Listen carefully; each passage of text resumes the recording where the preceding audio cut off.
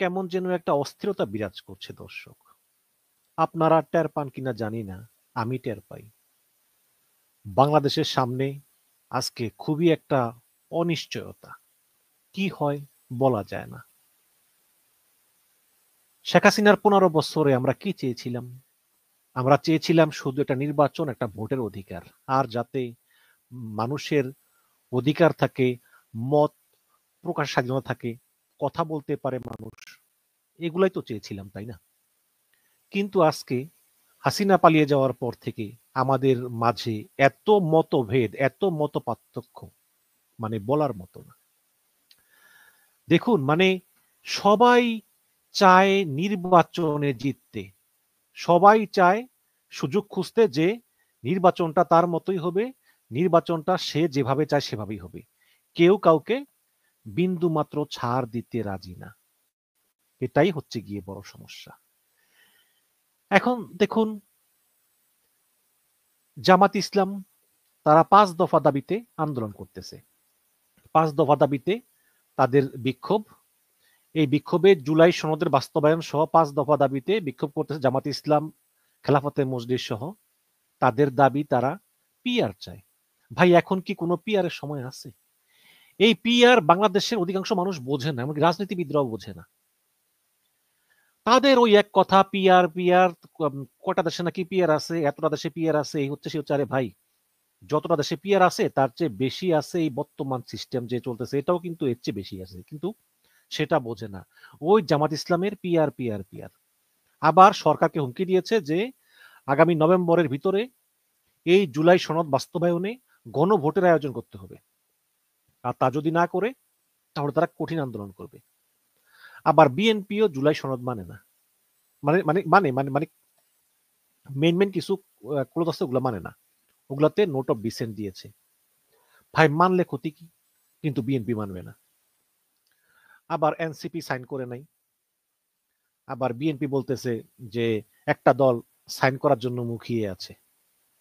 আবার এনসিপি বলতেছে একটা দল সাইন করে আবার প্রত্যাহার করতে চায়, যেমন জামাত সাইন করছে আমাদের সম্পাদক মাহমুদুর রহমানের অনুরোধে, এখন আবার প্রত্যাহার করতে চায়। আবার নাহিদ ইসলাম বলতেছে জামাত হচ্ছে রাজনৈতিক প্রতারক। আবার জামাত ইসলামের সেক্রেটারি জেনারেল মিয়া গোলাম পরোয়ার বলতেছেন জন্ম নিয়ে বাপের সঙ্গে পাল্লা দিও না। তো এই যে এই ধরনের কথাবার্তা, এই ধরনের কথাবার্তার পরে আজকে একটা কঠিন সত্য সত্য ফাঁস করলো মাহফুজুর রহমান। মাহফুজুর রহমান, তিনি, আমি দেখি স্ক্রিনে দেখাতে পারি কিনা, তিনি বলতেছেন যে ও এর ভিতরে একটা কথা বলে, সেটা হচ্ছে যে এনসিপি নতুন দাবি যে সংস্কারগুলো অনুমোদনের পর সংবিধানের নাম করতে হবে বাংলাদেশ সংবিধান 2026। এটা আগে ছিল না, এটা এটা আমার নতুন দাবি। তো একের পর এক দাবি আসতেছে। আমি আপনাকে দেখাই।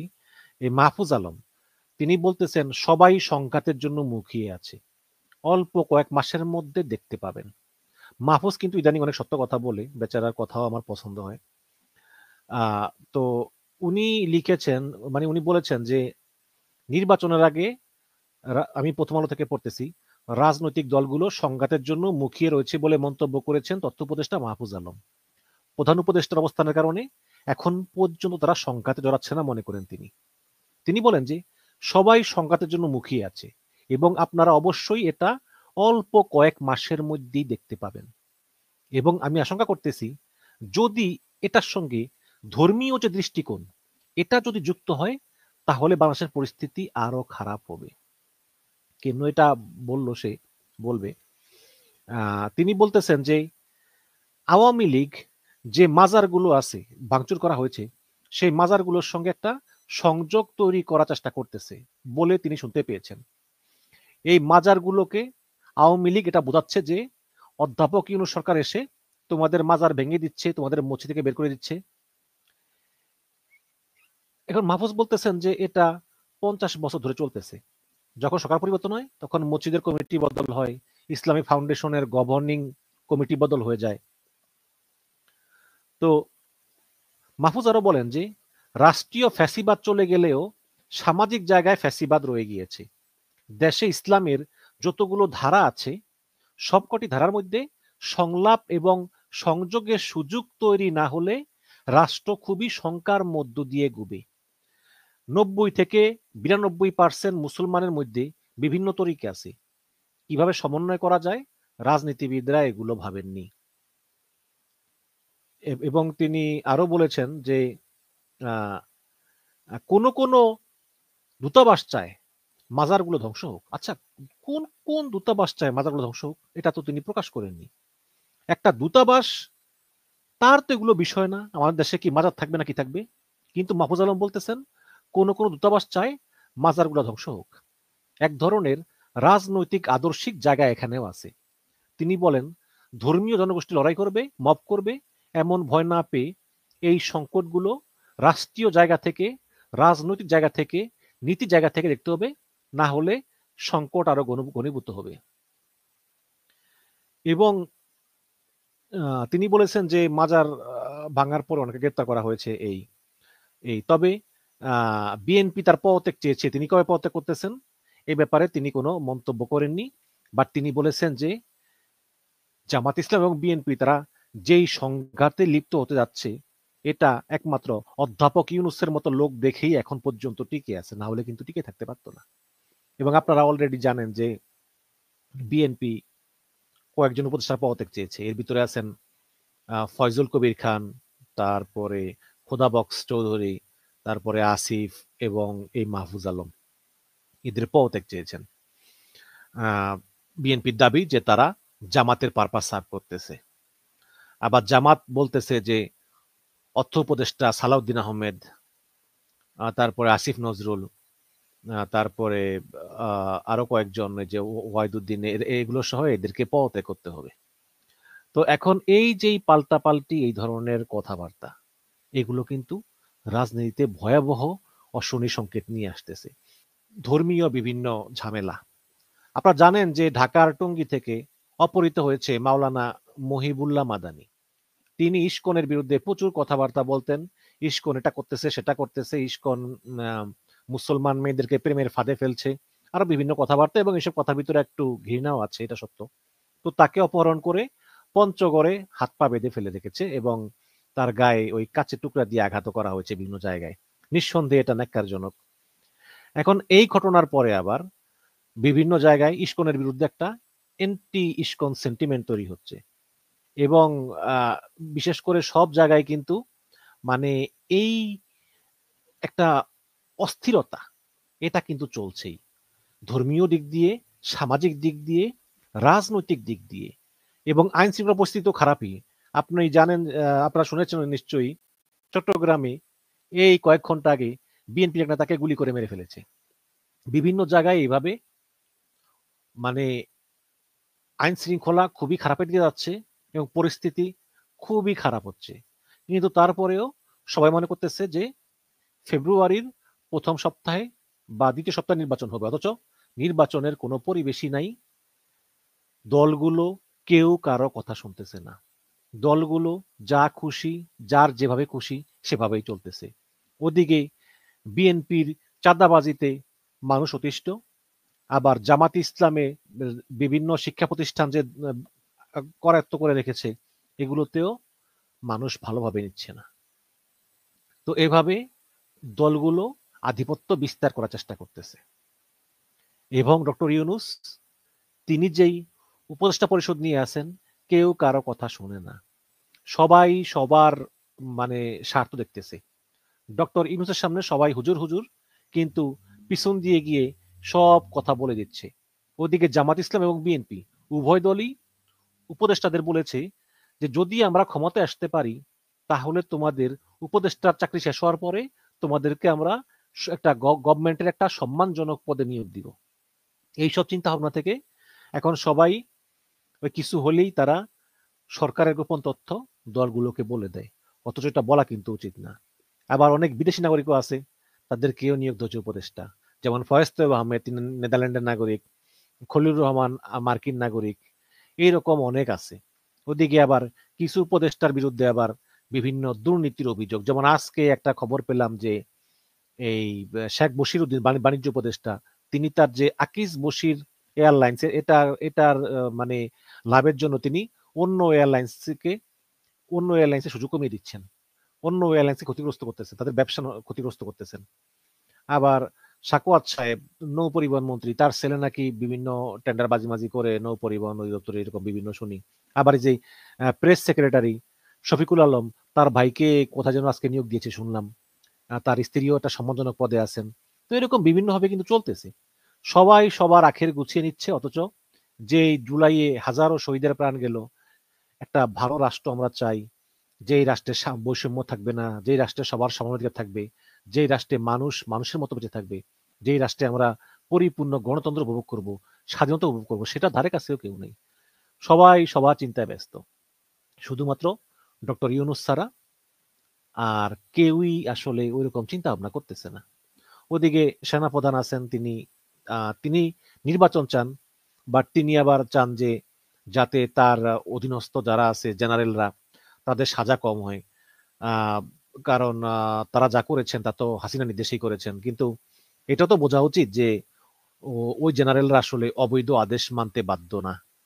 যেমন আমি একটা উদাহরণ দেই, মনে করেন এরকম তো হয়েছে, যেমন শেখ হাসিনা একজন লেফটেন্যান্ট কর্নেলকে ফোন করলো, বললো যে আমি প্রধানমন্ত্রী শেখ হাসিনা বলতেছি, তুমি অমুককে গুম করে ফেলো। তো এখন ওই লোকের তো মানে মানে কাঁপতেছে, আমাকে প্রধানমন্ত্রী ফোন করছে, আমি সামান্য লেফটেন্যান্ট কর্নেল, ঠিক আছে ওরে গুম করে ফেলাই। এরকম হয়েছে, কিন্তু আসলে কি এটা বলতে পারে শেখ হাসিনা? বলতে পারে না তো। এখন ওই লেফটেন্যান্ট কর্নেলের কি নিয়ম অনুযায়ী প্রধানমন্ত্রীকে বলা উচিত না যে আপা, আপনি মানে কোরাম ফলো করেন, কারণ আপনি হচ্ছেন প্রধানমন্ত্রী, আপনি যদি কাউকে গুম করাতে চান সেটা আপনি সেনাপ্রধানকে বলবেন, সেনাপ্রধান তখন আমার জিওসি কে বলবে, জিওসি আমাকে লিখিত পাঠাবে, তারপর আমি আদেশ পালন করব। আপনি তো সরাসরি আমাকে ফোন করতে পারেন না, কারণ একটা তো সিস্টেম আছে, ওই সিস্টেম অনুযায়ী তো এটা আসতে হবে। এখন তারা এইসব অন্যায় করেছে, এখন এই সরকারের সঙ্গে একটা সমঝোতা হওয়ার পর এখন এদেরকে আবার ওই ক্যান্টনমেন্টের কারাগারেই পাঠানো হয়েছে। শুনেছি শুনেছি সেখানে নাকি তারা ওই কারা বিধি বিধি পালন করে আসে। থাকুক, ভালো কথা। এই পৃথিবীতে কয়টা অন্যায়ের বিচার হয় দর্শক? বেশিরভাগ অন্যায়ের বিচার হয় না। হাসিনার আমলে এই যে শত শত অন্যায় হয়েছে, এই যে আওয়ামী লীগের এত লোক জেলে আছে, এরা জেলে থাকবে, আস্তে আস্তে নতুন সরকার আসবে, আস্তে আস্তে দিন কেটে যাবে, সময় কেটে যাবে, মাস কেটে যাবে, বছর কেটে যাবে, মানুষ ভুলতে শুরু করবে, পরে দেখবেন হঠাৎ করে একজনের জামিন হয়ে গেছে, আবার 2-3 মাস পরে হঠাৎ করে আরেকজনের জামিন হয়ে গেছে, কিছু আলোচনা হবে, সমালোচনা হবে, তারপর আবার সব চুপ। আবার দেখলাম ভোট পাওয়ার জন্য আওয়ামী লীগ নেতার কবর জিয়ারত করতেছে জামাত ইসলামী। এরকম বিভিন্ন ভাবে আছে, মানে কেউই এই দেশটার কথা চিন্তা করে না। এখন জামাত ইসলামের কথা হলো যে এবার আমার ক্ষমতায় যেতেই হবে, কাজেই আমি যে দেখেন এই পিআর এর কোনো যৌক্তিকতা আছে আপনি বলেন তো? তারপরে এই পিআর নিয়ে অনবরত আন্দোলন করতেছে। আবার বিএনপিও তার এই জুলাই সনদগুলো মানলে কি হয়? না, এগুলো মানবে না, এগুলো কিছু মানবে না, কিছু নোট অফ ডিসেন্ট দিবে, তারপরে বিভিন্ন কথাবার্তা। ওদিকে আবার বিএনপির ভিতরে রুমিন ফারহানা টারহানা এরা আছে, আবার নীলুফার মনি আছে, তারা সবাই একদম আওয়ামী লীগের সুরে কথা বলতেছে। ওদিকে আবার এনসিপি চায় বিএনপিতে যেতে, আবার জামাত চায় এনসিপি কে সঙ্গে আনতে, আবার ওই বিএনপি বলতেছে এনসিপি কে যে আমি তোমাদেরকে 8টা আসন দেব।